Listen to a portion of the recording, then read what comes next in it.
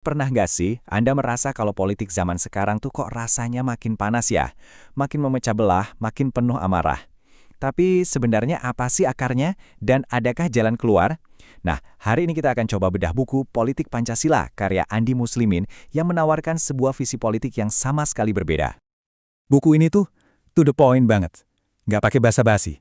Dari halaman-halaman awalnya, kita langsung disuguhkan sebuah diagnosis yang tajam tentang kondisi dunia kita saat ini.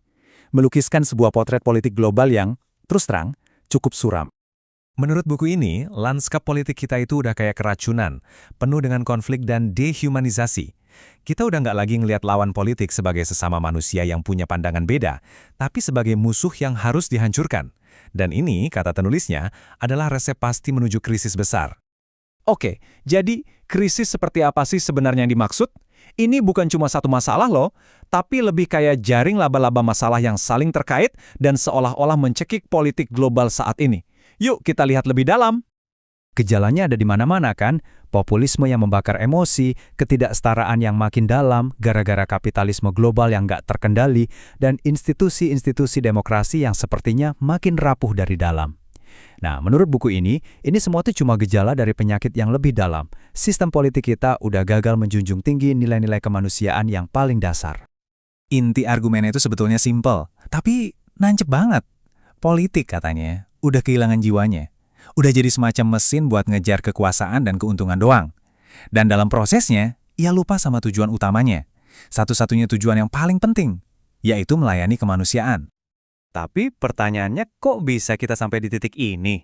Nah, menurut penulis, untuk bisa paham krisis modern ini, kita harus mundur sedikit buat ngelihat akarnya. Kembali ke beberapa gagasan politik yang udah tua banget, tapi ternyata pengaruhnya masih kuat sampai hari ini. Buku ini menunjuk hidung ke pemikir-pemikir seperti Machiavelli dan Hobbes. Merekalah yang membangun kerangka berpikir kalau politik itu, ya, pada dasarnya adalah pertarungan brutal buat rebutan kekuasaan. Sebuah dunia di mana moralitas itu dianggap kelemahan dan manusia itu pada dasarnya adalah serigala bagi sesamanya.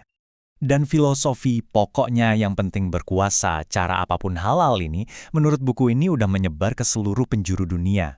Udah kayak jadi sistem operasi default gitu, yang jalan di belakang layar sebagian besar aktivitas politik global, sadar ataupun nggak sadar.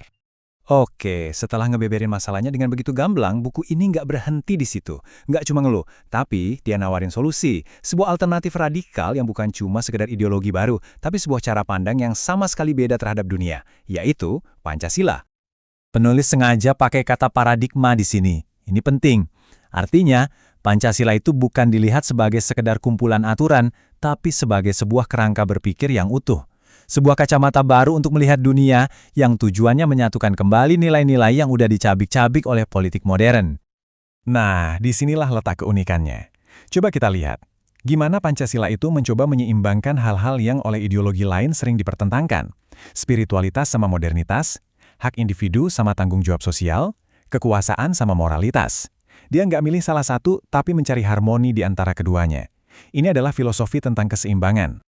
Menurut buku ini, ideologi-ideologi besar dunia, kapitalisme di satu sisi, komunisme di sisi lain, dianggap telah gagal karena mereka terlalu ekstrim, terlalu berat sebelah. Pancasila, sebaliknya, menawarkan sebuah jalan tengah, sebuah sintesis yang seimbang dan, yang paling penting, lebih manusiawi. Jadi gimana sih wujud konkret dari jalan tengah ini dalam praktiknya?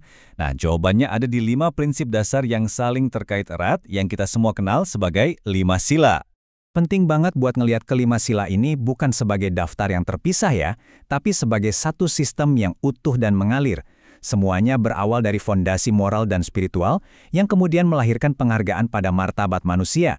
Rasa kemanusiaan ini yang jadi lem perekat persatuan yang dijalankan lewat demokrasi yang bijaksana dengan tujuan akhir mencapai keadilan sosial untuk semua orang. Dan ini poin kuncinya. Ini semua tuh bukan cuma filosofi indah di atas kertas atau pajangan di dinding. Pancasila dimaksudkan untuk jadi panduan yang nyata, panduan operasional. Ia seharusnya jadi kompas dalam segala hal, mulai dari cara kita bikin undang-undang sampai cara kita membangun ekonomi. Nah, di bagian akhir, buku ini mengambil sebuah langkah yang berani banget. Ia berargumen kalau Pancasila itu bukan cuma relevan untuk Indonesia.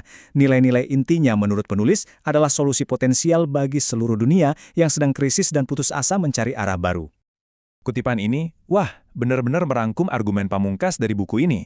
Idenya adalah bahwa nilai-nilai inti Pancasila, seperti keseimbangan, kemanusiaan, dan keadilan, sebenarnya bersifat universal. Ia bisa jadi inspirasi untuk sebuah model politik global yang lebih baik dan lebih adil untuk semua. Jadi pesan utamanya adalah sebuah ajakan untuk merebut kembali jiwa politik. Sebuah visi di mana politik itu kembali ke tujuan sejatinya, yaitu untuk melayani kepentingan bersama dan menjunjung tinggi martabat setiap manusia dimanapun mereka berada. Dan ini meninggalkan kita dengan sebuah pertanyaan untuk direnungkan bersama. Di era yang serba ekstrim ini, di dunia yang makin terbelah, mungkinkah sebuah filosofi yang justru dibangun di atas pencarian keseimbangan dan jalan tengah adalah jawaban yang selama ini kita butuhkan?